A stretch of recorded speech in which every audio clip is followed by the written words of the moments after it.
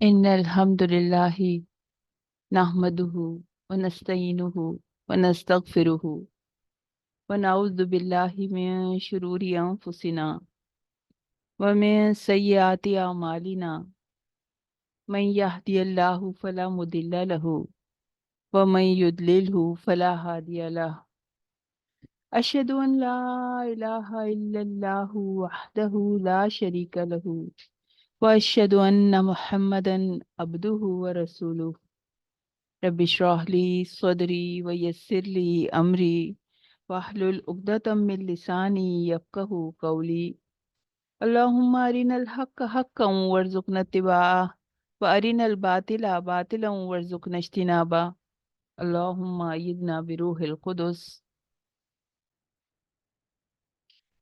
قرآناً عجبہ کے عجائبات، اس کے معجزات انسانی عقل کے لیے انتہائی حیران کن ہیں، اور یہ بھی اس کے عجائب میں ہے کہ ان آیات پر تدبر کرنے میں، ان کو سمجھ کر پڑھنے سے بے قرار دل قرار پاتے ہیں۔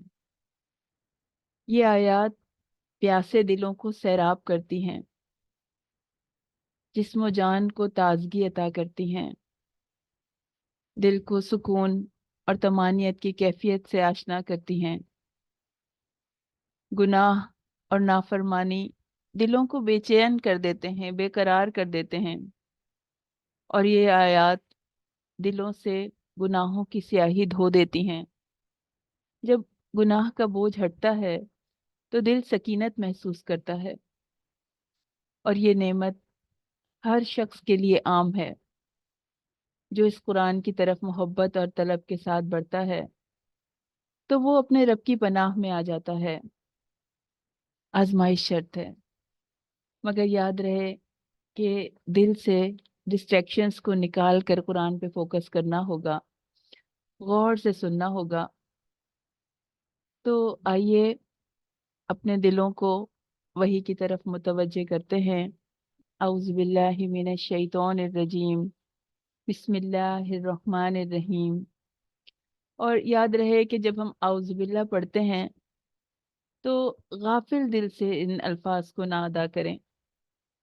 جب یہ الفاظ زبان سے نکلیں تو دل بھی اپنے رب سے، اپنے رب کی پناہ طلب کر رہا ہو، اور شیطان کی شرارتوں سے، اس کے فتنوں سے اپنے رب کی پناہ طلب کر رہا ہو۔ تیسرا پارہ ہے، تلک الرسل اس کا نام ہے۔ تیسرا پارہ ہمیں تاکید کر رہا ہے کہ آخرت پر یقین کو ہمیں ریفریش کرنا ہے۔ یہ ریمائنڈر ہے ہمارے لیے کہ آخرت کی تیاری کر لو، مہلت قلیل ہے اور محنت کثیر ہے۔ اپنے مال اور نعمتوں کو اس دن کے لیے انویسٹ کر دو کہ جب کوئی بھی انویسٹمنٹ اور کوئی انویسٹمنٹ کام نہیں آئے گی۔ پارہ شروع ہوتا ہے، تلک الرسل، تلک الرسل فضلنا بعضهم علی بعض۔ یہ سب رسول ہیں، ہم نے ان میں سے بعض کو بعض پر فضیلت دی ہے۔ تیسرے پارے کا آغاز انبیاء علیہم السلام کی ایک دوسرے پر فضیلت سے ہو رہا ہے کہ اللہ تعالیٰ نے انبیاء کو ایک دوسرے پر فضیلت دی ہے، اور درجات کا یہ فرق کسی نبی یا رسول کی طرف سے کسی کمی کی وجہ سے نہیں ہے، بلکہ ان کے منصب اور ذمہ داریوں میں فرق اور اہمیت کی وجہ سے یہ فرق ہے۔ تو تلک الرسل فضلنا بعضهم علی بعض، اللہ تعالیٰ نے رسولوں میں سے بعض کو بعض پر فضیلت عطا کی، ان میں سے بعض کے درجات کو بلند کیا۔ ان آیات سے ایک خاص شخصیت کی فضیلت بیان کرنا مقصود ہے، اور سب جانتے ہیں، اس لیے نام لینے کی ضرورت نہیں سمجھی گئی۔ ہمارے نبی کریم صلی اللہ علیہ وسلم کو تمام انبیاء پر فضیلت حاصل ہے، اور آپ کی فضیلت کے لیے تو یہ قرآن ہی کافی ہے۔ تمام انبیاء کے معجزات ان کے ساتھ ہی ختم ہو گئے، جبکہ قرآن قیامت تک باقی ہے۔ تو اللہ تعالیٰ نے جن کو سب سے افضل بنایا، افضل الخلائق، ان کا کیا طریقہ تھا، ان کا کیا وے آف ٹاکنگ تھا؟ عاجزی کا طریقہ تھا، ان کا کسر نفسی کا طریقہ تھا، جھک کے ملتے تھے وہ دوسروں سے۔ انہوں نے منع کیا کہ آپس میں مقابلے بازی نہ کرو، کمپیریزن نہ کرو۔ جو اللہ کے لیے عاجزی اختیار کرے گا، اللہ اس کو بلند کرے گا۔ ابن کثیر میں حدیث آتی ہے کہ ایک مسلمان اور یہودی میں جھگڑا ہو گیا۔ حضرت موسیٰ علیہ السلام اور نبی کریم صلی اللہ علیہ وسلم کی فضیلت پر بحث ہوئی، تو یہودی نبی کریم صلی اللہ علیہ وسلم کے پاس شکایت لے کے آ گیا۔ تو آپ صلی اللہ علیہ وسلم نے فرمایا کہ مجھے نبیوں پر فضیلت مت دو، قیامت کے دن سب بے ہوش ہوں گے، سب سے پہلے میں ہوش میں آؤں گا تو دیکھوں گا کہ حضرت موسیٰ علیہ السلام اللہ کا عرش تھامے ہوئے ہیں۔ مجھے نہیں معلوم کہ وہ مجھ سے پہلے ہوش میں آ گئے یا بے ہوش ہی نہیں ہوئے۔ نبی صلی اللہ علیہ وسلم کی عاجزی دیکھیے کہ اس وجہ سے کہ آپس میں جھگڑے نہ ہوں۔ سب کو پتا ہے اللہ تعالیٰ نے آپ کو امام الانبیاء بنایا ہے، لیکن اس جھگڑے کو ختم کرنے کے لیے اور اس وجہ سے کہ اس یہودی کو بھی تکلیف نہ پہنچے، آپ اتنی عاجزی سے آپ نے بات کی۔ تو ہمیں بھی بتایا جا رہا ہے اللہ تعالیٰ نے انسانوں کو بھی دوسرے انسانوں کے اوپر فضیلت دی ہے، تو اس فضیلت کو انسان کو قبول کر لینا چاہیے، خوش دلی سے قبول کر لینا چاہیے۔ جیسے اللہ تعالیٰ نے شوہر کو بیوی پر ایک درجہ دیا۔ جب ہم اللہ کی تقسیم سے ناراض ہوتے ہیں تو پھر فتنے میں پڑ جاتے ہیں۔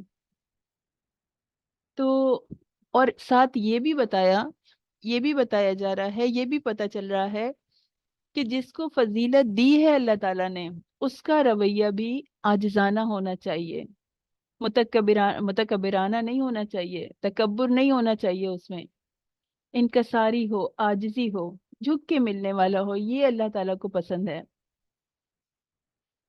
پھر تذکرہ آیا، یا ایھا الذین آمنوا انفقوا مما رزقناکم۔ یا ایھا الذین آمنوا، ایمان والوں کو پکارا جا رہا ہے، اور ایمان کے تعلق سے پکارا جا رہا ہے۔ انفقوا، خرچ کرو، مما رزقناکم، جو ہم نے تمہیں رزق دیا ہے اس میں سے خرچ کرو۔ من قبل ان یاتی یوم لا بیع فیہ، اس دن سے پہلے جس میں کوئی خرید و فروخت نہیں ہوگی، اور نہ ہی کوئی دوستی اور نہ کوئی سفارش کام آئے گی، اور کافر وہی ظالم ہیں۔ تو خرچ کرنے کا حکم آیا ہے، خرچ کرو اس میں سے جو ہم نے تمہیں عطا کیا ہے، ہر نعمت میں سے جو تمہیں ملی ہے، اس کو اللہ کی راہ میں لگا دو۔ اللہ تعالیٰ نے جو چیز بھی دی ہے، جو بھی ملکیت میں ہے، اس کو اللہ کی راہ میں لگا دو، اس کو اللہ سے اٹیچ کر دو، اس میں سے خرچ کرو۔ اگر کسی کے پاس مال نہیں ہے تو وہ وقت میں سے خرچ کرے اللہ کے لیے، اپنی اللہ کی دی ہوئی طاقت میں سے، انرجی میں سے خرچ کرے۔ اور یہ جو قرآن کو سمجھنے کے لیے ہم اپنے پورے دن رات میں سے 24 گھنٹوں میں سے جتنا بھی خرچ کرتے ہیں، یہ بھی تو اللہ ہی کے لیے ہے، اور جتنا جو خرچ کرتا ہے اس کی پرسنٹیج لکھ لی جاتی ہے۔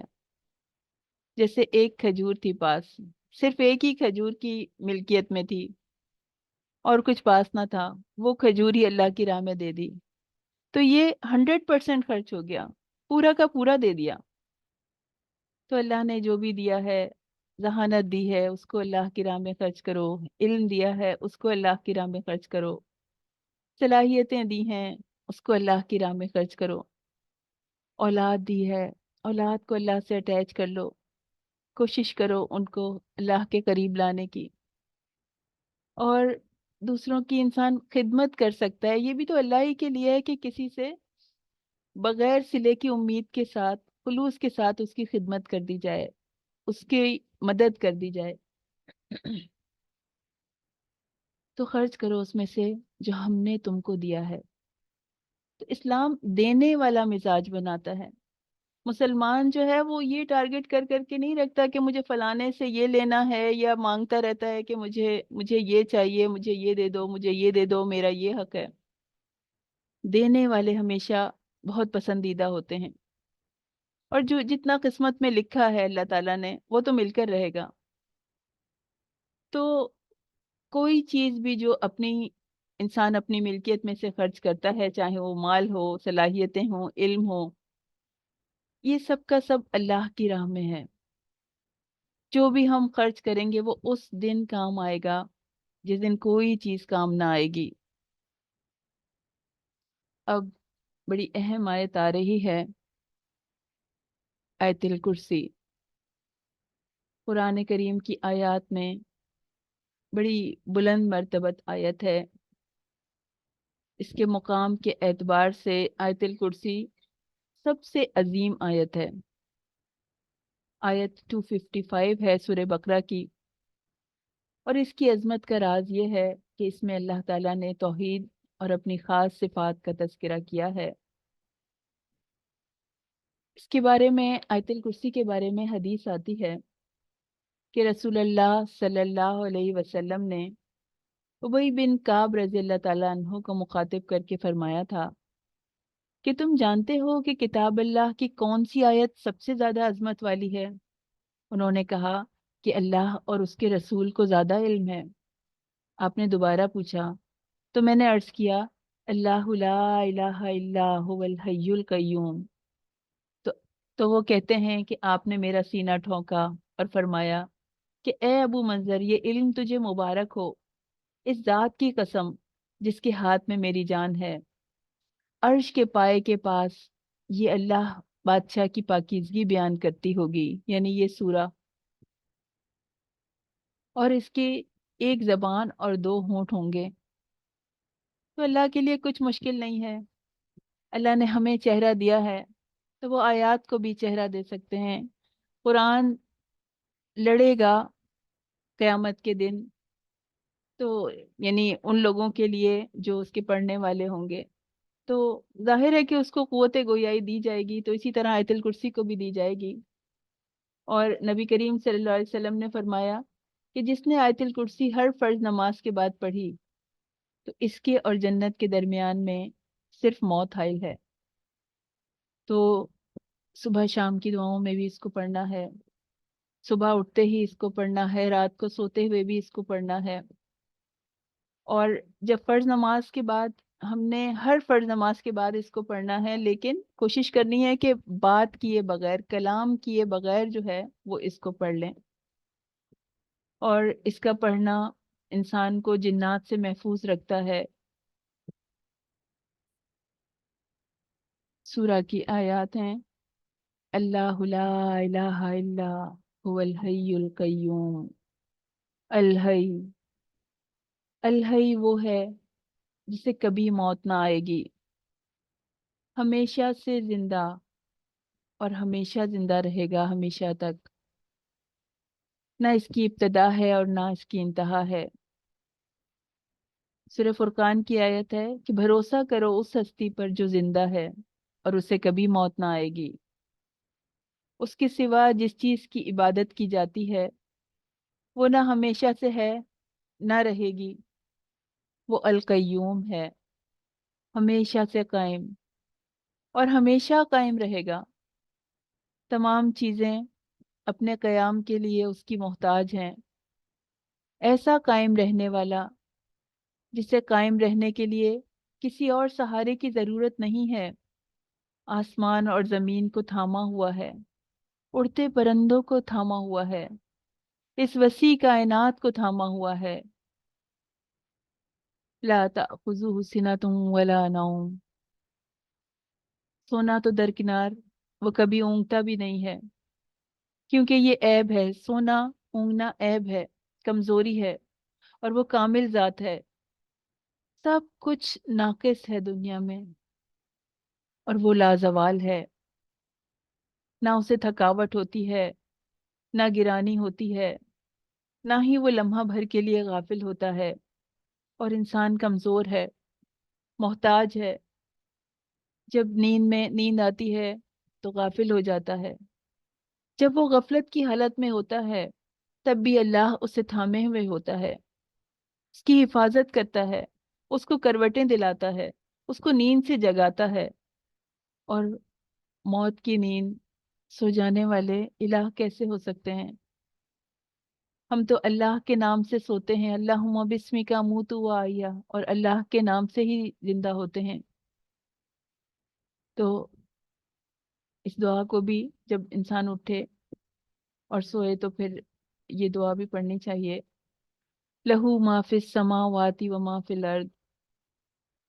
یہ لہو ما اس کے لیے ہے، ما فی السماوات جو بھی زمین میں ہے، آسمانوں میں ہے، تو ماں پہ بڑا زور ہے، صرف اسی کے لیے ہے، صرف اور صرف اسی کے لیے جو چیز بھی آسمانوں میں ہے اور جو کچھ زمین میں ہے اور جو اس کے درمیان میں ہے۔ سورج اس کی اجازت سے طلوع ہوتا ہے، اس کی اجازت سے غروب ہوتا ہے، ذرے ذرے کا احاطہ کیے ہوئے ہے، چھوٹے چھوٹے سے پارٹیکل، ایک الیکٹران، نیوٹرون، وہ ان کی حرکت کو بھی جانتا ہے، ہمارے جسم کے ہر سیل کی موومنٹ جانتا ہے، ہمارے جسم کے پورے نظام کا مالک ہے، تو ایبسلیوٹ آنرشپ ہے اس کی، اور مالک اپنی ملکیت سے غافل نہیں ہوتا۔ ہم ہم ایون پلکیں بھی نہیں جھپک سکتے، پلک جھپکنے کے لیے بھی اس کی اجازت کے محتاج ہیں۔ تو جو کچھ بھی زمین اور آسمان میں ہے، اس میں تو ہم سب کے گھر بھی آ گئے، میرا گھر، میری اولاد، میرا خاندان، میرے شوہر، میرے ماں باپ، بہن بھائی، سب کے سب آ گئے۔ میرا دل دھڑکنے کے لیے اس سے اجازت طلب کرتا ہے، میری آنکھیں، میرے کان، میرے ہاتھ پاؤں، میرا جسم، میرا کچھ بھی اپنا نہیں ہے، ہمارا کچھ بھی اپنا نہیں ہے۔ جب انسان یہ سمجھ لیتا ہے، جب یہ سوچ لیتا ہے، جب اس کیفیت کو سمجھنے کی کوشش کرتا ہے کہ کوئی بھی چیز میری نہیں ہے، اور لہو ما فی السماوات و ما فی الارض اسی کے لیے ہے جو کچھ بھی زمین اور آسمان کے درمیان ہے، جب انسان یہ سوچ کے پڑھتا ہے تو دل کی کیفیت بدل جاتی ہے کہ جب میری ہر چیز، میری ہر ملکیت اس کی ہے، تو پھر میں بھی اپنے رب کی ہو جاؤں، میں کیوں اس سے دور رہوں؟ من ذا الذی یشفع عندہ الا باذنہ، پرجلال انداز ہے، چیلنج ہے، کون طاقت رکھتا ہے سفارش کی؟ کسی کے پاس کوئی رائٹس نہیں ہے، کسی کے پاس کوئی حق نہیں ہے، وہ جسے چاہے بخشے، الا باذنہ ہی، مگر جس کی اس نے اجازت دی۔ نبی کریم صلی اللہ علیہ وسلم کو شفاعت کا حق جب اللہ تعالیٰ دیں گے تو وہ شفاعت کرا سکیں گے، لیکن وہ بھی اپنی مرضی سے نہیں کرا سکیں گے، ان کی نہیں کرا سکیں گے جن کی وہ نہیں چاہتا۔ تو جو سفارش کرے، کنڈیشنل ان کو اجازت ملے گی، تو جسے اجازت ملے گی وہ سفارش کر سکتا ہے۔ اور سورہ زمر کی آیت ہے، آیت 44، قل للہ شفاعت جمیعا، اللہ کی جناب میں کوئی وہ بات نہیں کہہ سکتا جو اللہ نہیں چاہتے۔ تو اللہ ہر چیز کا علم رکھتا ہے، علم کامل رکھتا ہے، یعلم ما بین ایدیہم وما خلفہم ولا یحیطون بشیء من علمہ، اللہ کا علم لامحدود ہے، ماضی، حال، مستقبل کے بارے میں جاننے والا ہے۔ اللہ کا علم قدیم ہے، فرشتوں نے بھی کہا تھا لا علم لنا الا ما علمتنا، اور انسان کے علم کی تو کوئی حیثیت ہی نہیں ہے۔ حدیث میں آتا ہے کہ چڑیا کی چونچ میں جتنا پانی ہوتا ہے، حضرت خضر علیہ السلام کا علم جو ہے وہ اتنا ہے جتنا چڑیا کی چونچ میں پانی ہے۔ عام انسانوں کا علم تو اس کے برابر بھی نہیں ہے۔ وسیع کرسی السماوات والارض، کرسی، اللہ کی کرسی متشابہات میں سے ہے، اصل حقیقت تک ہم نہیں پہنچ سکتے۔ یہ ٹائم، وقت اللہ کی بنائی ہوئی مخلوق ہے، اسی طرح کرسی بھی اللہ کی بنائی ہوئی مخلوق ہے۔ ابن کثیر سے روایت ہے کہ انہوں نے حضرت ابو ذر غفاری رضی اللہ تعالیٰ عنہ نے نبی کریم صلی اللہ علیہ وسلم سے پوچھا کہ یہ کرسی کیا ہے اور کیسی ہے؟ تو آپ نے فرمایا، قسم ہے اس ذات کی جس کے قبضے میں میری جان ہے، ساتوں آسمان اور زمین کی مثال کرسی کے مقابلے میں ایسی ہے جیسے بڑے میدان میں کوئی حلقہ، کوئی رنگ پڑا ہوا ہو۔ وَلَا يَؤُودُهُ حِفْظُهُمَا وَهُوَ الْعَلِيُّ الْعَظِيمُ، اللہ کو مخلوقات پر قیاس نہیں کیا جا سکتا۔ اتنی بڑی سلطنت کی نگرانی اس کے لیے کچھ مشکل نہیں ہے۔ بڑے بڑے solar systems, galaxies, black hole سے لے کر چونٹی کے انڈے، ایک سنگل سیل امیبا تک، وہ ہر چیز کا علم رکھتا ہے۔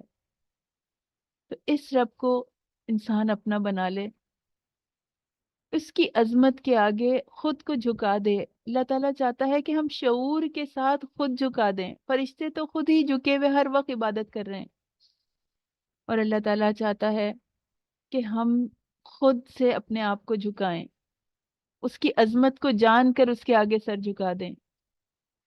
جب انسان شعور کے ساتھ آیت الکرسی پڑھتا ہے تو وہ عاجز ہو جاتا ہے، وہ اپنے آپ کو جھکا دیتا ہے، وہ فرما بردار بن جاتا ہے اپنے رب کا۔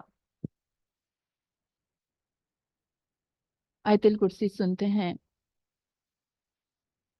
أعوذ بالله من الشيطان الرجيم. بسم الله الرحمن الرحيم.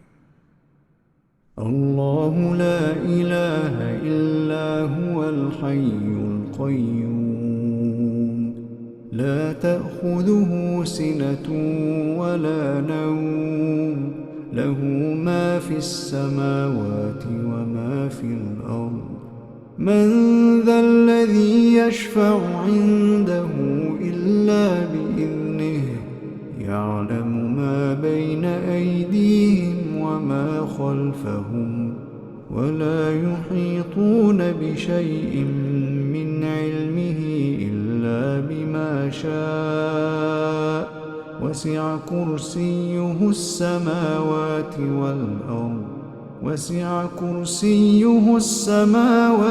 والأرض ولا يؤوده حفظهما وهو العلي العظيم. أعوذ بالله من الشيطان الرجيم.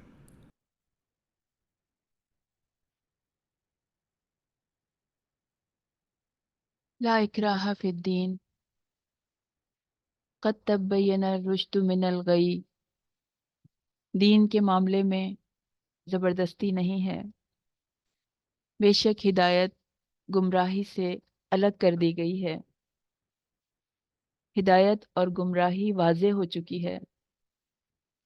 لہٰذا دین نے اسلام کو قبول کرنے کے لیے کوئی جبر یا زبردستی نہیں ہے۔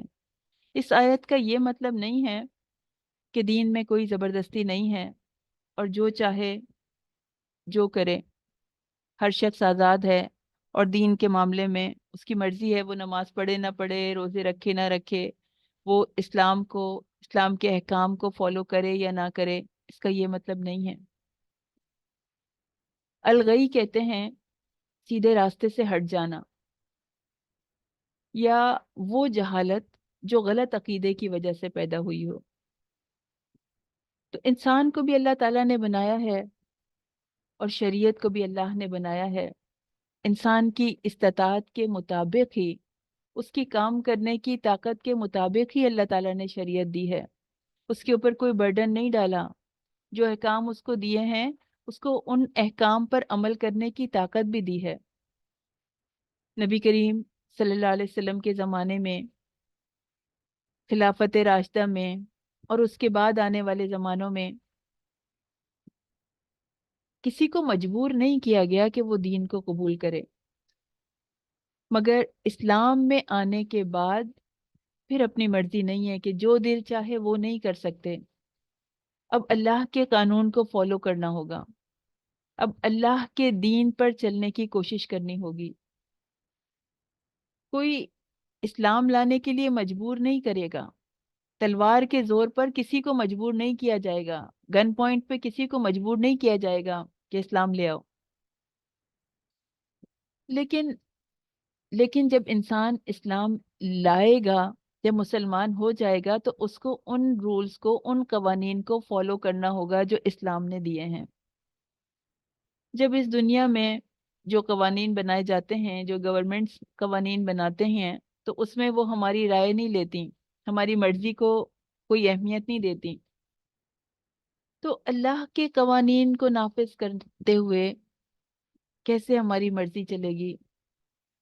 کوئی کیسے کہہ سکتا ہے کہ یہ حکم ٹھیک نہیں ہے، اللہ تعالیٰ نے پردے کا حکم کیوں دیا، اور یہ تو بالکل اس کا تو امپلیمنٹ ہی نہیں ہو سکتا، یا نماز کا حکم کیوں دیا، روزے کا حکم کیوں دیا، یہ تو انسان کی استطاعت سے باہر ہے، کوئی نہیں کہہ سکتا۔ اللہ ہی نے تو بنایا ہے اس جسم کو، اس کی طاقت اللہ ہی نے تو دی ہے۔ تو اللہ کا نظام ہے، جب اللہ کی اطاعت کا دعویٰ کرو گے تو پھر فالو بھی اسی کے احکام کو کرنا ہوگا۔ تو جو شخص شیطان کو نہ مانے اور اللہ پر ایمان لائے، تو اس نے مضبوط حلقہ پکڑ لیا جو ٹوٹنے والا نہیں ہے، اور اللہ سننے والا اور جاننے والا ہے۔ تو یہ دین، یہ اسلام وہ مضبوط حلقہ ہے جو ہم نے پکڑا ہوا ہے، جو ہمیں گرنے نہیں دیتا، گناہوں کے سمندر میں گرنے نہیں دیتا، جہالت کے اندھیروں میں ڈوبنے نہیں دیتا۔ جب انسان اس حلقے کو پکڑ لیتا ہے، اس مضبوط حلقے کو، تو وہ گمراہ نہیں ہوتا۔ اللہ تعالیٰ نے یہ شریعت دی ہے کیونکہ وہ ایمان والوں کا دوست ہے۔ اللہ ولی الذین آمنوا، آیت 257، اللہ ایمان والوں کا دوست ہے۔ یخرجہم من الظلمات الی النور، اور وہ انہیں اندھیروں سے نکال کر روشنی کی طرف لاتا ہے۔ والذین کفروا اولیاؤہم الطاغوت، اور وہ لوگ جنہوں نے کفر کیا، ان کے دوست طاغوت ہیں۔ یخرجونہم من النور الی الظلمات، وہ انہیں روشنی سے نکال کر اندھیروں کی طرف لاتے ہیں۔ اولئک اصحاب النار، وہی آگ کے ساتھی ہیں۔ ہم فیہا خالدون، اور وہ اس میں ہمیشہ رہنے والے ہیں۔ بتایا جا رہا ہے کہ اللہ ایمان والوں کا ولی ہے۔ ولی کے معنی، جو اصل اس کے معنی ہیں، وہ کیا ہیں؟ دو یا دو سے زیادہ چیزوں کا اس طرح یکے بعد دیگرے آنا کہ ان کے درمیان کوئی چیز نہ آ سکے جو ان میں سے نہ ہو۔ پھر اس لفظ کا قرب کے لیے شمار ہونے لگا، قرب کے معنی میں استعمال ہونے لگا، قریبی دوست کے لیے استعمال ہونے لگا، کہ جو نصرت کے لیے حمایتی مددگار ہے اس کے لیے استعمال ہونے لگا۔ تو اللہ سبحانہ و تعالیٰ کی دوستی ایمان والوں کے سوا کسی کو نصیب نہیں ہوتی۔ وہ ایمان والوں کا دوست ہے، وہ ایمان والوں کا مددگار ہے، وہ ایمان والوں کا رفیق ہے، پشت پناہ ہے۔ تو اللہ نے فخر ہوتا ہے نا، اتنا سکون ملتا ہے اس بات سے کہ اللہ ایمان والوں کا دوست ہے۔ اللہ ہمارا بھی دوست ہے، ہم بھی تو ایمان کا دعویٰ رکھتے ہیں، اللہ تعالیٰ ہمیں اس دعوے میں سچا کر دے۔ یاد رکھنے کی بات یہ ہے کہ اس دوستی کی جو ہمارے اور ہمارے رب کے درمیان ہے، اس کی بیس ایمان ہے۔ ہمیں اس چیز پر غور کرنا ہوگا کہ وہ ایمان جس کی وجہ سے ہمیں اتنا پیارا ساتھی ملا، خالق کائنات ہمارا ساتھی بن گیا، تو وہ ایمان کس حال میں ہے؟ ایسا تو نہیں ہے کہ کسی بوسیدہ کپڑے کی طرح پڑا ہوا ہے. تو اس کی حالت کو چیک کرنا ہے، ایمان کے فیول کو بڑھانا ہے. جب ہم ایمان کے فیول کو بڑھائیں گے تو سب سے عظیم رفیق ہمارے ساتھ ہوگا.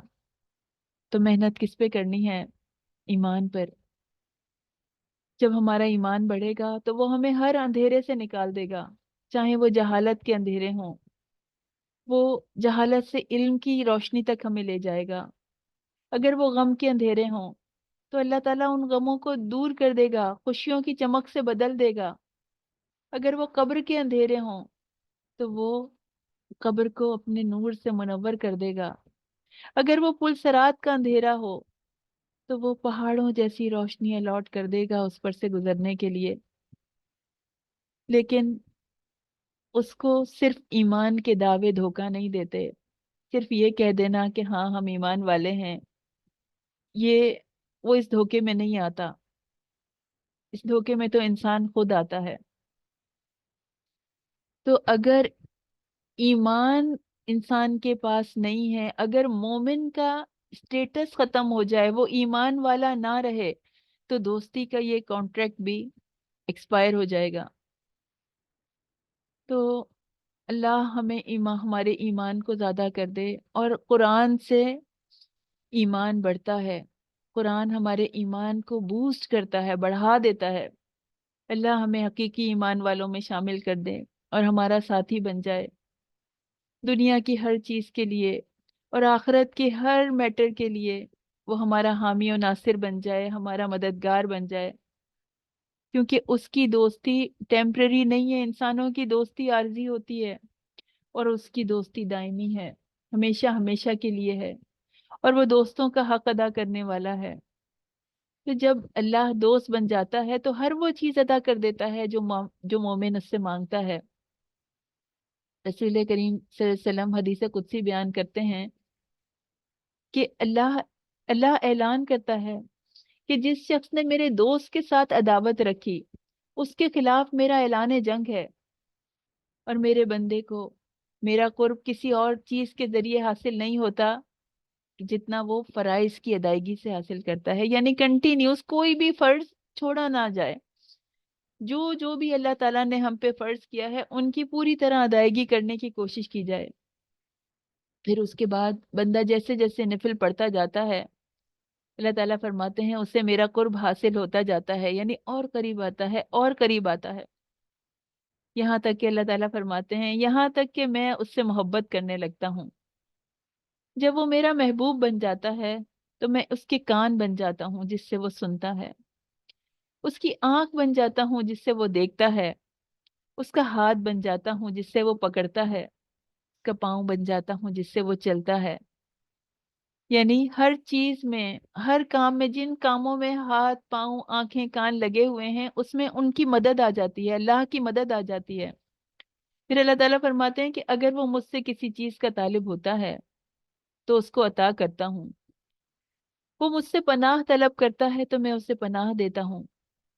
اور مجھے کسی کام کے کرنے میں اتنا تعامل نہیں ہوتا جتنا ایک مومن کی روح قبض کرنے میں ہوتا ہے، کیونکہ وہ موت سے کراہت کرتا ہے اور میں اس کو پہنچنے والی تکلیف کو برا سمجھتا ہوں. لیکن موت سے چھٹکارا نہیں ہے، موت تو آنی ہے، اس کا وقت لکھا ہوا ہے. پھر ایک واقعہ بتایا جا رہا ہے، اللہ کے ایک دوست کا تذکرہ ہے. الم ترى الى الذي حاج ابراہیم فی ربہ، کیا تو نے اس شخص کو نہیں دیکھا جس نے ابراہیم علیہ السلام سے اس کے رب کے بارے میں جھگڑا کیا. ایک تاریخی واقعہ بیان کیا جا رہا ہے جو کہ توحید کے اوپر دلیل ہے، مرنے کے بعد زندہ ہونے کے عقیدے کو اجاگر کرتا ہے. تو یہ واقعہ حضرت ابراہیم علیہ السلام اور نمرود کا ہے، جس کا دعویٰ تھا، نمرود کا یہ دعویٰ تھا کہ میں مار بھی سکتا ہوں اور میں موت سے بچا بھی سکتا ہوں. اور اس نے ایسا کر کے دکھایا کہ ایک قیدی جسے سزائے موت ہوئی تھی تو اس کو آزاد کر دیا، اور ایک شخص جس کو کوئی سزا نہیں ہوئی تھی اس کو مار دیا۔ تو کہنے لگا کہ میں مار بھی سکتا ہوں، موت سے بچا بھی سکتا ہوں، اس لیے میں اس کائنات کا رب ہوں۔ تو ابراہیم علیہ السلام نے فرمایا کہ اللہ تعالیٰ سورج کو مشرق سے نکالتے ہیں، تو تم مغرب سے نکال کر دکھاؤ۔ اس پر وہ لاجواب ہو کر حیران رہ گیا۔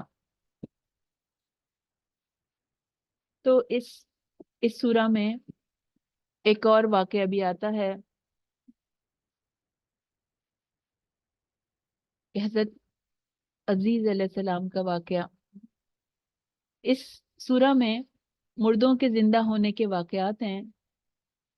سورہ بقرہ میں مردوں کے زندہ ہونے کے 5 واقعات بیان کیے گئے ہیں کہ کس طرح اللہ تعالیٰ نے اسی دنیا میں لوگوں کے سامنے اپنی قدرت کاملہ کا مظاہرہ کیا کہ ایک شخص ایک ویران بستی سے گزرا، یعنی یہ آیت 259 ہے کہ ایک ایسی بستی سے گزرا جو اپنی چھتوں پہ گری ہوئی تھی۔ اس نے کہا کہ اللہ اس کو مرنے کے بعد کیسے زندہ کرے گا؟ تو اللہ تعالیٰ نے اسے 100 سال تک کے لیے موت دے دی۔ پھر اسے زندہ کیا اور پوچھا کہ تو کتنی دیر رہا؟ اس نے کہا میں 1 دن یا دن کا کچھ حصہ رہا ہوں۔ فرمایا نہیں، بلکہ تو 100 سال رہا ہے۔ تو اپنے کھانے اور اپنے پینے کی چیزوں کو دیکھ کے وہ بگڑی نہیں ہے، اور اپنے گدھے کو دیکھ، تاکہ ہم تجھے لوگوں کے لیے ایک نشانی بنائیں، اور ہڈیوں کو دیکھ کہ ہم انہیں کیسے اٹھا کے جوڑتے ہیں، پھر ان کو گوشت پہناتے ہیں۔ پھر جب اس کے لیے خوب واضح ہو گیا تو اس نے کہا کہ میں جانتا ہوں کہ اللہ ہر چیز پر پوری طرح قادر ہے۔ پھر دوسرا واقعہ حضرت ابراہیم علیہ السلام کا ہے کہ انہوں نے اللہ تعالیٰ سے دعا کی کہ قیامت، انہوں نے پوچھا کہ اللہ تعالیٰ مجھے بتا، مجھے دکھا کہ قیامت کے دن لوگ کیسے زندہ ہوں گے۔ تو اللہ تعالیٰ نے پوچھا کہ کیا تو اس پر ایمان نہیں لاتا؟ کیا تم اس بات پہ یقین نہیں رکھتے ہو؟ تو حضرت ابراہیم علیہ السلام نے کہا کیوں نہیں، لیکن بس میں دل کے اطمینان کے لیے دیکھنا چاہتا ہوں۔ اور تو یہ صرف انبیاء ہی کا مقام ہے، عام آدمی کے لیے تو غیب پر ایمان لانا فرض ہے۔ تو اللہ تعالیٰ نے فرمایا کہ 4 پرندے پکڑو اور انہیں اپنے سے مانوس کر لو، پھر انہیں ذبح کرو اور ہر پہاڑ پر ان کا ایک حصہ رکھ دو، پھر انہیں بلاؤ تو وہ دوڑتے ہوئے تمہارے پاس آ جائیں گے۔ اور پھر حضرت ابراہیم علیہ السلام نے ایسا کیا تو ایسا ہی ہوا، وہ پرندے دوڑتے ہوئے ان کے پاس آ گئے۔ اور اس سے پہلے بھی ہم سورہ بقرہ میں مردوں کے زندہ ہونے کے 3 واقعات پڑھ چکے ہیں کہ موسیٰ علیہ السلام اپنی قوم کو لے کے کوہ طور پر گئے تھے، 70 لوگوں کو ساتھ لے کے گئے تھے، تو اور تورات کو لینے کے لیے گئے تھے، تو اللہ تعالیٰ کا ان پر غضب ہوا، انہیں موت دے دی گئی اور وہ سب مر گئے۔ اور پھر موسیٰ علیہ السلام نے ان کے لیے دعا کی تو اللہ تعالیٰ نے ان کو پھر سے زندہ کر دیا۔ پھر گائے والا واقعہ جو ہم نے پڑھا تھا، گائے کو ذبح کرنے والا واقعہ۔ پھر دوسرے پارے میں ایک اور واقعہ ہم نے پڑھا تھا کہ ایک قوم پر دشمنوں نے حملہ کیا، یہ ہزاروں کی تعداد میں تھے اور وہ موت کے خوف سے بھاگ نکلے تھے، اور وہ جہاں گئے تو اللہ تعالیٰ نے انہیں وہاں پہ موت دے دی، تو تاکہ اللہ تعالیٰ انہیں احساس دلانا چاہتے تھے کہ موت سے کوئی بھاگ نہیں سکتا۔ تو اس طرح سورہ بقرہ میں مردوں کے زندہ ہونے کے 5 واقعات بیان ہوئے ہیں۔ اس طرح سے اللہ تعالیٰ ایمان والوں کی تربیت فرماتے ہیں۔ اللہ تعالیٰ ہمیں بھی یاد دلا رہے ہیں کہ ہمیں مرنا ہے، ہمیں بھی جانا ہے اس دنیا سے، ہمیں اپنے آرام دہ گھروں میں ہی ہمیشہ نہیں رہنا ہے۔ جب موت کا فرشتہ آئے گا، جب ہماری روح قبض کر لے گا، تو انسان کتنا ہی چاہے وہ یہاں نہیں رہ سکتا، اس کو جانا پڑے گا، اور پھر اللہ تعالیٰ ہمیں دوبارہ زندہ فرمائیں گے۔ اس وقت کو امیجن کریں، سوچیں کہ ہم اپنے گھر کی کسی کمرے میں بیٹھے ہوں یا کسی اور جگہ ہوں، اور ہمارے پاس ملک الموت تشریف لائیں گے، اور ہمیں ہر ایک کو چھوڑ کے، اپنے سب پیاروں کو چھوڑ کر ہمیں جانا ہے۔ جب اللہ کے حضور हाजिरी का पक्का यकीन हो जाता है कि हमें लौटकर अपने रब के पास जाना है, तब इंसान का अमल बदलता है कि किन के लिए हम गुनाह करें, किन के लिए हम गलत काम करें। हर चीज तो हमारे अपने अमाल नामे में जमा हो रही है। और जब इंसान को इस बात का यकीन होता है कि उसे जाना ही है, और ये भी जानता है कि वहां वो सब कुछ पालेगा जो उसने आगे भेजा है, तब इंसान अपना माल अल्लाह की राह में खर्च करके उससे अपने रब के पास जमा कर लेता है। उसके अंदर हिम्मत आ जाती है। तो अल्लाह भी हमारा हौसला बढ़ा रहे हैं। अल्लाह बदला बता रहे हैं, हमें उभार रहे हैं, तरगीब दे रहे हैं, कह रहे हैं कि अल्लाह की राह में खर्च करने का बदला बहुत ज्यादा है। मसलुल लज़ीना युनफिकूना अम्वालहुम फी सबीलिल्लाह, जो लोग अपना माल अल्लाह की राह में खर्च करते हैं, इनकी मिसाल उस दाने की सी है जिससे 7 बालें उगें और हर एक बाल में 100-100 दाने हों। और अल्लाह जिसको चाहता है ज्यादा करता है। वो बड़ी वुसअत वाला है और सब कुछ जानने वाला है। तो अल्लाह की राह में हम जो भी खर्च करेंगे, चाहे वो माल हो, चाहे हमारी सलाहियतें हों, हमारा वक्त हो, इसका बदला अल्लाह ताला कई गुना ज्यादा करके अता फरमाएंगे। हदीस में आता है कि रसूलुल्लाह सल्लल्लाहु अलैहि वसल्लम ने फरमाया कि नेकी के काम बुरे मौके से बचा लेते हैं, यानी बुरे मौकों पे नेकी काम आती है। खुफिया सदका करना अल्लाह के गजब को बुझा देता है। सिला रहमी उम्र में इजाफा करती है। हर नेकी सदका है।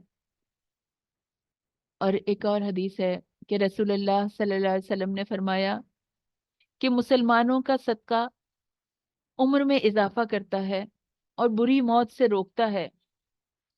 अल्लाह ताला इसके जरिए से तकब्बुर और फख्र को खत्म कर देते हैं। और सदका जो है वो अच्छे माल में से करना चाहिए। अल्लाह ताला चाहते हैं, अल्लाह ताला हमें इशारा दे रहे हैं कि हमें कसरत से सदकात करने हैं, अपने माल को खर्च करना है अल्लाह के लिए, वापस लेने के लिए नहीं, अल्लाह के लिए। तिब्रानी में हदीस है कि रसूल अल्लाह सल्लल्लाहु अलैहि वसल्लम ने फरमाया कि एक शख्स रोटी के टुकड़े से सदका करता है, यानी उसके पास और कुछ नहीं है, रोटी का टुकड़ा सदके में देता है, और अल्लाह के पास वो सदका बढ़ते बढ़ते ओहद पहाड़ के बराबर हो जाता है। यानी जो सदका हम अल्लाह के पास भेजते हैं, अल्लाह ताला उसको बढ़ाता रहता है। और सदका बुराई के 70 दरवाजे बंद कर देता है। और इन आयत में सदक़े की तरगीब भी की गई है और उसके आदाब भी बताए गए हैं। जो लोग अपना माल रात और दिन पोशीदा और जाहिर खर्च करते हैं, इनका सिला परवरदिगार के पास है। इनको ना किसी तरह का खौफ होगा और ना कोई गम। जो माल, जो चीज अल्लाह के लिए खर्च की है, अल्लाह उसके बदले हर गम को दूर कर देंगे, खौफ को दूर फरमा देंगे। सदका करने के आदाब क्या हैं, वे आयत आई गई हैं जिनका खुलासा बता रही हूँ कि सदका जो है वो खालिस अल्लाह की रजा के लिए, उसको खुश करने की नीयत से देना चाहिए। वरना पहाड़ों जितना माल भी अगर इंसान खर्च कर लेगा तो उसको कोई फायदा नहीं होगा। अल्लाह ताला, अल्लाह के रसूल ने फरमाया कि जहन्नुम में सबसे पहले जाने वालों में एक वो सखी भी होगा जो रियाकारी के लिए सदका करता है, यानी इतना सदका भी किया फिर भी जहन्नम मिली। तो सिर्फ और सिर्फ अल्लाह की रजा के लिए सदका करें, तस्वीरें खिंचवाने के लिए नहीं, उनको पब्लिश करने के लिए नहीं। जब सदका अल्लाह के लिए किया तो फिर जिसको भी सदका किया उस पर एहसान ना जताया जाए। ये अल्लाह ताला को बिल्कुल पसंद नहीं है कि किसी गरीब को, किसी शख्स को ताना मारकर तकलीफ तकलीफ ना दी जाए। सूरह बकरा की आयत 264 है कि ऐ लोगों जो ईमान लाए हो, अपने सदके का एहसान मत रखो और तकलीफ पहुंचाकर उसे बर्बाद नहीं करो। اور اس شخص کی طرح جو مال دکھاوے کے لیے خرچ کرتا ہے اور اللہ اور یوم آخر پر ایمان نہیں رکھتا، یعنی صدقہ کر کے بھی احسان جتانے والا، تکلیف دینے والا، ریاکاری کرنے والا، وہ کسی ثواب کا مستحق نہیں ہوتا، اسے کوئی بدلہ نہیں دیا جاتا۔ تو وہ مال جو ہم خرچ کر رہے ہیں وہ اللہ کی رضا کے لیے کریں، دل کی خوشی سے کریں، تنگ دلی یا مجبوری کی وجہ سے یا تاوان سمجھ کے اس کو نہ کریں کہ جیسے کہ زکوٰۃ کی جاتی ہے اور اس کو اتنی دفعہ کاؤنٹ کیا جاتا ہے کہ کسی طرح یہاں سے کم کریں یا یہاں سے کم کریں، اور اچھی چیز صدقے میں دیں، کوئی گھٹیا چیز نہیں دیں۔ صدقہ و خیرات کے حوالے سے آیت 261 سے 266 تک 4 مثالیں بیان کی ہیں اللہ تعالیٰ نے۔ 2 مثالیں اخلاص کے ذریعے صدقہ کرنے والوں کی اور 2 مثالیں ریاکاری کے ذریعے خرچ کرنے والوں کی۔ اخلاص کے ساتھ اللہ کے نام پر مال خرچ کرنے کی مثال ایسی ہے جیسے کہ ایک بیج سے سینکڑوں دانے حاصل کر لینا، اور ریاکاری کا صدقہ ایسا ہے جیسے کہ چٹان پر غلہ اگانے کی ناکام کوشش، اور اچھی بات کہنا، درگزر کرنا ایسی مالی امداد سے بہتر ہے جس میں ریاکاری ہو یا احسان جتانا ہو۔ تو اللہ کے لیے صدقہ و خیرات کی دوسری مثال زرخیز خطے میں زمین میں باغ لگانے کی ہے جو سال میں 2 مرتبہ پھل دیتا ہے، اور دکھاوے کے طور پر خیرات کرنے کی مثال اس شخص کی ہے جو اپنی جوانی میں محنت کر کے بہترین باغ اور فصل اگائے، مگر اس کے بڑھاپے میں جب وہ محنت کے قابل نہ رہے اور اس کے چھوٹے چھوٹے بچے ہوں، غلہ اور پھلوں کے محتاج ہوں، تو یہ باغ کسی ناگہانی آفت سے تباہ ہو جائے۔ تو اسی طرح ریاکار کا اجر و ثواب آخرت میں تباہ ہو جاتا ہے، اسے کچھ نہیں ملتا۔ صدقہ خیرات کرنے پر شیطان غربت اور پیسے کی کمی سے ڈراتا ہے، جبکہ اللہ تعالیٰ مال میں برکت اور گناہوں کی معافی کا وعدہ کرتے ہیں۔ پھر سود کی حرمت کی آیات آ رہی ہیں۔ یا ایھا الذین آمنوا اتقوا اللہ، اے ایمان والو اللہ سے ڈرو، جتنا سود باقی رہ گیا ہے اس کو چھوڑ دو، اور اگر ایسا نہ کرو گے تو خبردار ہو جاؤ تم اللہ اور اس کے رسول سے جنگ کر رہے ہو۔ اگر توبہ کر لو گے تو تم کو اپنی رقم لینے کا، اپنی جو اصل رقم ہے اس کو واپس لینے کا حق ہے، جس میں نہ اوروں کا نقصان ہے نہ تمہارا نقصان ہے۔ تو ربا زیادتی یا اضافے کو کہتے ہیں۔ سود کا مطلب اسود سے ہے، کالا۔ تو اردو میں ربا کو سود کہتے ہیں، بلیک منی۔ سود وہ قرض ہے جو ایک خاص مدت کے لیے دیا جائے اور ساتھ یہ شرط ہو کہ قرضدار اصل مال کے ساتھ لوٹاتے ہوئے وہ رقم بھی واپس کرے گا، یعنی ایک فکسڈ رقم جو ہے، ایک فکس اماؤنٹ اس مال سے زیادہ ادا کرے گا جو کہ پہلے سے طے کر لی گئی ہے۔ تو اللہ تعالیٰ اعلان جنگ کر رہے ہیں۔ سودی نظام ان آیات میں 275 سے 280 تک اللہ تعالیٰ اس سے خبردار کر رہے ہیں، اس سے باز رہنے کا حکم دے رہے ہیں۔ سود خوری سے بچنا ایمان کا تقاضا ہے۔ ہمیں یہ چیک کرنا ہوگا کہ ہمارے مال کہیں اس میں کہیں سود تو شامل نہیں ہو رہا، کہ کہیں ایسا تو نہیں کہ ہم اللہ اور اس کے رسول سے جنگ مول لے رہے ہوں۔ قرض میں مہلت دینا اللہ کو بہت پسند ہے۔ اگر قرض لینے والا تنگ دست ہو تو اس کی وسعت تک مہلت دو، اور اگر بخش دو تو یہ تمہارے لیے زیادہ اچھا ہے، بشرطے کہ تم سمجھو۔ تو جو شخص اپنا قرض وصول کرنے میں مفلس کو مہلت دے یا اپنا قرض معاف کر دے تو اللہ تعالیٰ اس کو قیامت کی سختیوں سے بچا لے گا، اور ایک اور روایت میں ہے کہ اللہ تعالیٰ اسے اپنے سائے تلے جگہ دے گا۔ پھر آیت دین آ رہی ہے، طویل ترین آیت ہے، اس میں لین دین کے احکامات ہیں۔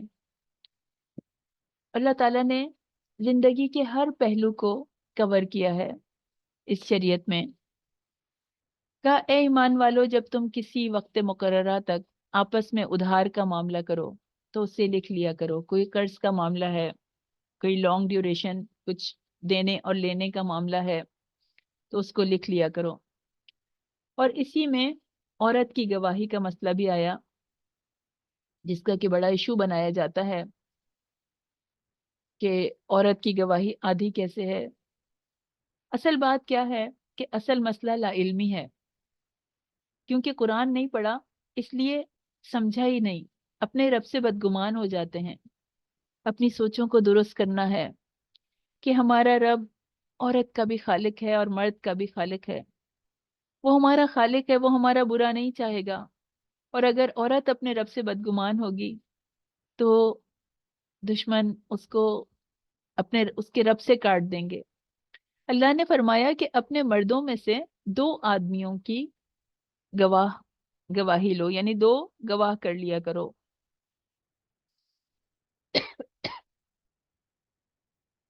تو جس طرح سے عورتیں سوچتی ہیں کہ کیا اللہ تعالیٰ کو عورتوں پہ بھروسہ نہیں تھا، تو یہ بھی تو سوچیں کیا اللہ کو ایک مرد پہ بھروسہ نہیں تھا کہ جو دوسرے مرد کی گواہی کے لیے کہہ دیا؟ تو مرد تو اس طرح نہیں سوچتے، 2 مردوں کی گواہی کا کہا، الحمدللہ جو اللہ کا حکم۔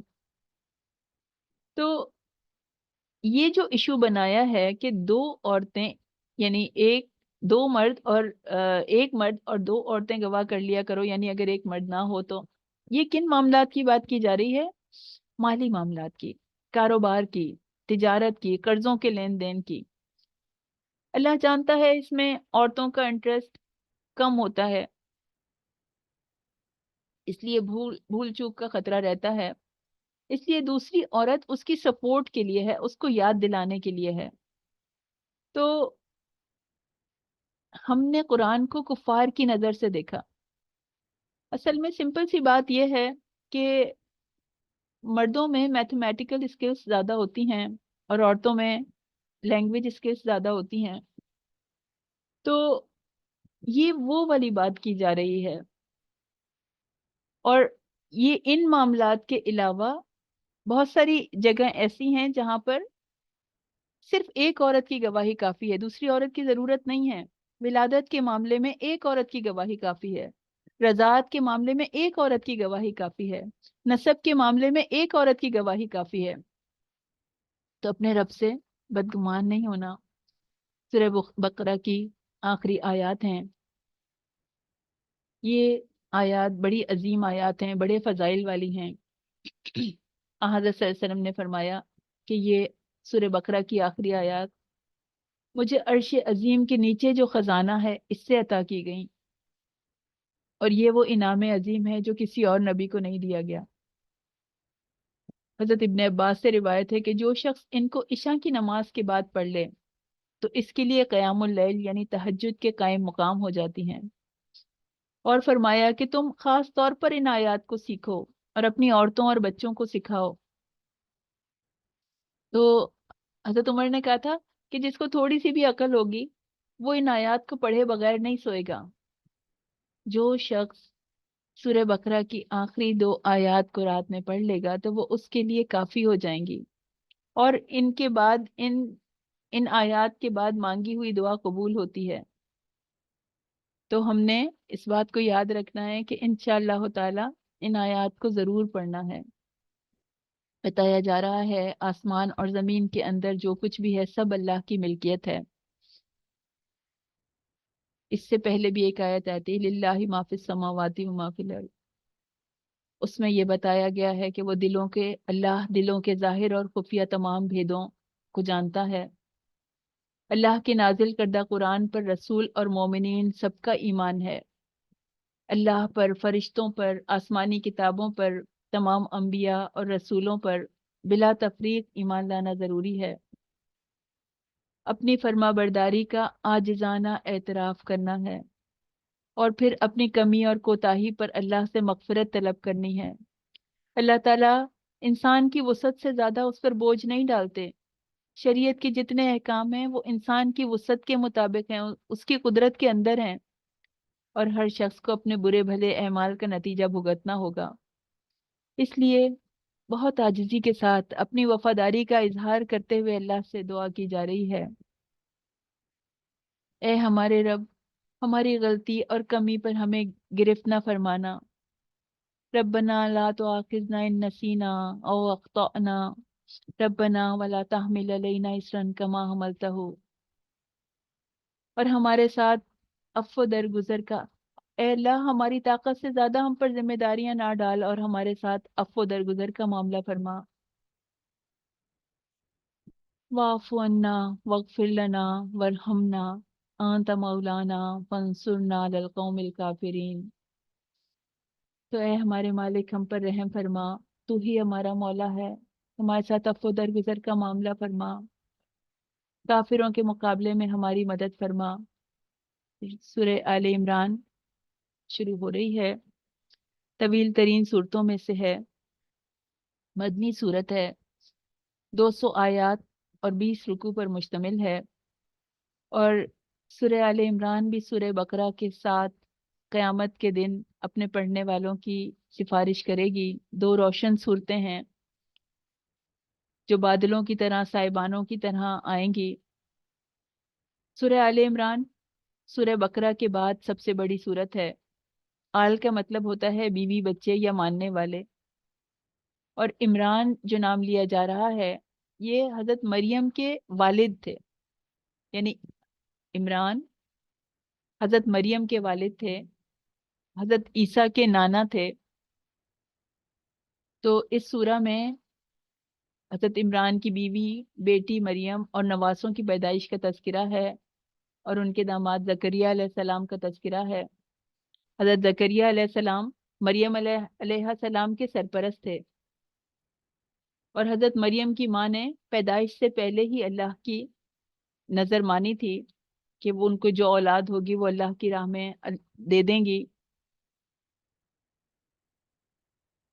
मुहकम और मुतशाबिहा आयात, वही तो है जिसने तुम पर किताब नाजिल की, जिसकी बाज आयतें मुहकम हैं और वही असल किताब हैं, और बाज मुतशाबिहात असल में जिनके मफहूम में इश्तबा की गुंजाइश हो, वो मुतशाबिहात कहलाती हैं।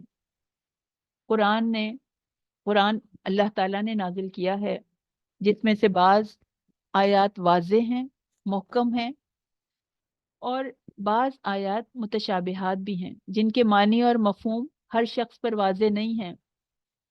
तो जो लोग गुमराही की तिजारत करते हैं, वो इन आयात को अपनी मर्जी के मानी पहना देते हैं और लोगों को गुमराह करने की कोशिश करते हैं।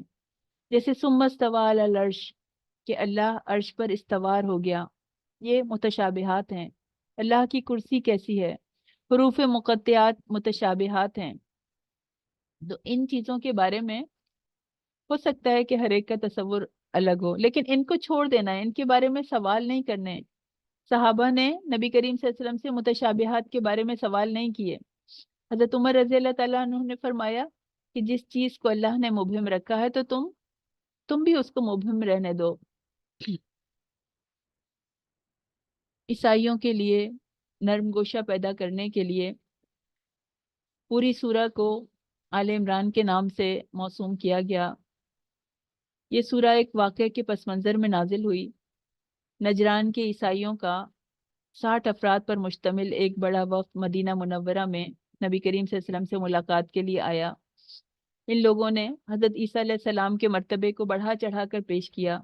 कभी कहते थे कि वो अल्लाह हैं, कभी कहते थे कि इब्नुल्लाह हैं, नाउज़ुबिल्लाह। तो नबी करीम सल्लल्लाहु अलैहि वसल्लम ने इन्हें जवाब देते हुए कहा कि अल्लाह ताला जिंदा व जावेद हैं, इन पर मौत तारी नहीं हो सकती, जबकि ईसा अलैहिस्सलाम पर मौत तारी होकर रहेगी। और अल्लाह ताला खाते पीते नहीं है, जबकि ईसा अलैहिस्सलाम खाते हैं। अल्लाह ताला से आसमान की बुलंदियों और ज़मीन की गहराइयों में कोई चीज़ छुपी हुई नहीं है, जबकि हज़रत ईसा अलैहिस्सलाम से बेशुमार चीज़ें छुपी हुई हैं। इस पर वो लाजवाब हो गए। अल्लाह ताला ने आपकी तायीद में ये सूरह नाजिल फरमाई, और इब्तदा में अल्लाह की वहदानियत, कुरान करीम, तौरात और इंजील की हक्कानियत को बयान किया गया, और अल्लाह की आयत के मुनकिरों को अज़ाब शदीद से डराया गया। इल्म इलाही की वसअतों को बयान किया गया। फरमाया ज़ुय्यिना लिन्नासि हुब्बुश शहवाती, मुज़य्यन कर दिए गए हैं लोगों के लिए इनकी ख्वाहिशात नफ्स, इनकी औरतें, इनकी बीवी, बच्चे, मालो दौलत के खजाने, सोना चांदी, सवारियां, चौपाए, जानवर, खेतियां, ये सब इंसानों को बहुत भली लगती हैं, बहुत अच्छी लगती हैं ये चीजें, मगर अल्लाह ताला बता रहे हैं ये सब दुनिया की आर्जी चीजें हैं, और अल्लाह ताला के पास बेहतरीन अंजाम है। मुत्तकी लोगों के लिए बागात हैं, नहरें हैं, और अल्लाह की रजा है। नेक बीवी दुनिया की बेहतरीन मता है।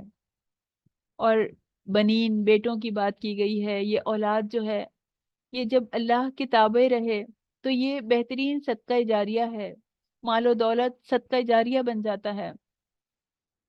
जब इसको रियाकारी के लिए खर्च किया जाता है तो ये गुनाह है, और अल्लाह की रजा के लिए खर्च किया जाता है तो सवाब है। तो अल्लाह ताला दुनिया को हमारे लिए बड़ी फिक्र की चीज ना बनाए। फिर फरमाया काफिरों को अपना दिली दोस्त ना बनाओ। ईमान वालों के लिए काफिरों से गहरी दोस्ती करना जायज नहीं है, ये दोस्त नहीं है। अल्लाह ताला बता रहे हैं तुम इन पर भरोसा करोगे तो धोखा खाओगे। फिर अतात रसूल पे बड़ी खूबसूरत आयत है, कुल इन कुंतुम तुहिब्बून अल्लाह, कह दो कि अगर तुम अल्लाह को दोस्त रखते हो, इन कुंतुम तुहिब्बून अल्लाह फत्तबिऊनी, यानी अल्लाह की मोहब्बत और मगफिरत के हुसूल का आसान तरीका बताया जा रहा है, और कामयाब रास्ता बताया जा रहा है कि इत्बाए रसूल करो, अल्लाह के रसूल के पीछे पीछे चलो। इत्बा फुटप्रिंट्स पे चलने को कहते हैं, कि जैसे कदमों के निशानों के ऊपर ऊपर चलना, जैसा इत्बा सहाबा कराम ने किया ऐसा इत्बा करना है। हजरत उमर रजी अल्लाह ताला अन्हो से किसी ने पूछा कि तुम लोग कितने टाइम इबादत करते हो, तो उन्होंने कहा हम 24 आवर्स इबादत करते हैं, 24 घंटे। उन्होंने कहा, किसी उस शख्स ने कहा ऐसा कैसे हो सकता है?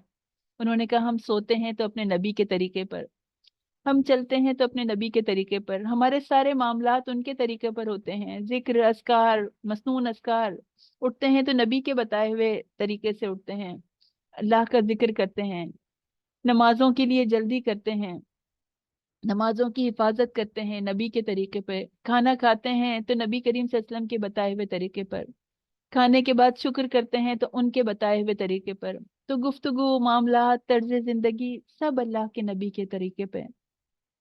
तो हमें सुन्नत के मोल्ड में ढलने की का टारगेट दिया जा रहा है। फिर हजरत ईसा अलैहिस्सलाम की मौजज़ाना पैदाइश की बात की जा रही है, कि जब मरियम अलैहिस्सलाम की विलादत हुई और उन्हें बैतुल मक़दिस की खिदमत के लिए वक्फ कर दिया गया, तो हजरत जकरिया अलैहिस्सलाम को इनका सरपरस्त बना दिया गया। और ईसा अलैहिस्सलाम की मौजज़ाना विलादत जो हुई थी, उनकी जो पैदाइश हुई थी, उसका तज़किरा है, और इस बात का कि वो बचपन और बुढ़ापे दोनों में गुफ्तगू करेंगे हजरत ईसा अलैहिस्सलाम, यानी बचपन में तो उन्होंने की ही थी, और जब वो वापस इस दुनिया में आएंगे तो तब भी वो गुफ्तगू करेंगे। अल्लाह ताला बगैर माँ बाप के भी पैदा करने पर कादिर हैं, अल्लाह ताला बगैर बाप के भी पैदा कर सकते हैं, अल्लाह ताला मौजज़ात दिखाते हैं अपने कुदरत के। और अल्लाह ताला ने हज़रत ईसा अलैहिस्सलाम को भी मौजज़ात अता किए ताकि लोग अपने रब के आगे सर झुका दें, मगर फिर भी जिन्हें मानना होता है वो मानते हैं, जिन्हें नहीं मानना होता वो नहीं मानते। तो हज़रत ईसा अलैहिस्सलाम को आसमानों पर उठा लिया गया।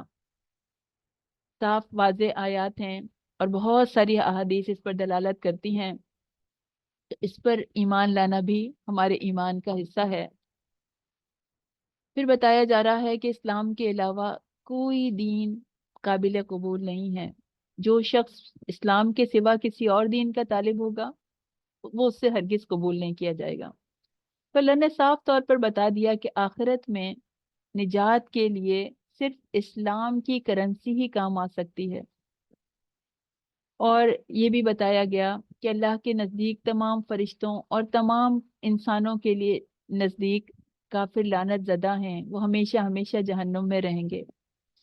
और अगर ज़मीन के बराबर भी सोना फिदिया में दें तब भी इन्हें जहन्नम के अजाब से निजात हासिल नहीं हो सकती। अपने जो कुछ भी हमने सीखा उसको एक दफ़ा दोहरा लेते हैं। تھوڑا سا ٹائم زیادہ ہو گیا ہے۔ اللہ تعالیٰ نے دنیا میں بعض لوگوں کو بعض پر فضیلت دی ہے، تو انسان کو کسی کی بھی فضیلت کو خوش دلی سے قبول کر لینا چاہیے۔ تو ہمارے اوپر بھی اللہ تعالیٰ نے جن کو فضیلت دی ہے ہمیں خوش دلی سے قبول کرنا ہے، اور یہ بھی بتایا جا رہا ہے جس کو فضیلت ملی ہے اس کا رویہ عاجزانہ ہونا چاہیے، اس میں تکبر نہیں آنا چاہیے۔ اور پھر ہمیں یاد رکھنا ہے کہ ہمیں اللہ کی راہ میں مال خرچ کرنا ہے اپنی آخرت کو سنوارنے کے لیے۔ آیت الکرسی عظیم آیت ہے، اس کو صبح شام ہر نماز کے بعد اور رات کو پڑھ کر سونا ہے، شیطان کی شر سے حفاظت کا ذریعہ ہے۔ اور اللہ تعالیٰ اہل ایمان کا دوست ہے، وہ اپنے دوستوں کو کبھی تنہا نہیں چھوڑتا۔ اللہ تعالیٰ ہمیں بھی ایسا ایمان والا بنا دے کہ اللہ کو ہمارا ساتھی بنا دے۔ پھر اللہ تعالیٰ نے دوبارہ دوبارہ واقعات کے ذریعے سے زندگی بعد الموت کی حقیقت سمجھائی ہے۔ اللہ تعالیٰ قیامت کا یقین ہمارے دلوں میں بٹھا دے، دوبارہ زندہ ہونے کا یقین ہمارے دلوں میں بٹھا دے کہ ہمیں اپنے رب کے سامنے پیش ہونا ہے۔ اللہ کی راہ میں خرچ کرنے کا اجر کئی گنا ہے، لہٰذا خرچ کرتے ہوئے 3 چیزوں سے بچنا ہے: احسان جتانا، دکھ دینا، دکھاوا کرنا۔ اور جو اللہ کے دین کی خدمت میں لگے ہیں ان پر خرچ کرنا زیادہ بہتر ہے۔ سود لینا اور دینا حرام قرار دیا گیا، اللہ اور اس کے رسول سے جنگ کے مترادف ہے، تو سود کو اپنی زندگی سے نکالنا ہے۔ مومنوں کو تعلیم دی گئی ہے کہ جب قرض کا لین دین کریں تو اس کو لکھ لیا کریں تاکہ مشکلات سے بچ سکیں۔ اور سورہ بقرہ کی آیات کو روزانہ پڑھنا ہے، کیونکہ یہ کافی ہو جانے والی ہیں اور قبولیت کا ذریعہ بھی ہیں۔ اور اللہ تعالیٰ نے علم کا مقام اتنا بڑھایا ہے کہ اللہ تعالیٰ نے اپنی گواہی کے ساتھ فرشتوں اور اہل علم کی گواہی کو اکٹھا کیا۔ تو ہمیں دین کا علم حاصل کرنا ہے، قرآن کا علم حاصل کرنا ہے، اور رسول کا اتباع کرنا ہے۔ زندگی کے ہر معاملے میں رسول صلی اللہ علیہ وسلم کے طریقے کو مضبوطی سے پکڑنا ہے اور اللہ کے فیصلوں پر راضی ہونا ہے۔ مریم علیہ السلام کو تمام عورتوں پر تقوی اور عمل کی وجہ سے فضیلت دی گئی ہے، تو عمل کرنے والوں کو اللہ تعالیٰ بلند فرماتے ہیں۔ اگر ہم بھی عمل کریں گے، اگر اللہ کی طرف بڑھیں گے تو اللہ تعالیٰ ہمیں بھی عزت دے گا، دنیا اور آخرت میں ہمیں بھی بلندی دے گا۔ اور اللہ تعالیٰ نے جو حضرت عیسیٰ علیہ السلام کو آسمانوں پر اٹھا لیا ہے، اس پر ایمان لانا ضروری ہے۔ دنیا کے مال اور دولت، یہ سب چیزیں اچھی تو ہیں مگر عارضی چیزیں ہیں، اللہ کے پاس بہترین انجام ہے۔ اور ایمان والوں کے لیے کافروں سے گہری دوستی جائز نہیں ہے۔ ربنا تقبل منا انك انت السميع العليم وتب علينا انك انت التواب الرحيم۔ سبحان ربك رب العزة عما يصفون وسلام على المرسلين والحمد لله رب العالمين۔ السلام علیکم ورحمۃ اللہ وبرکاتہ۔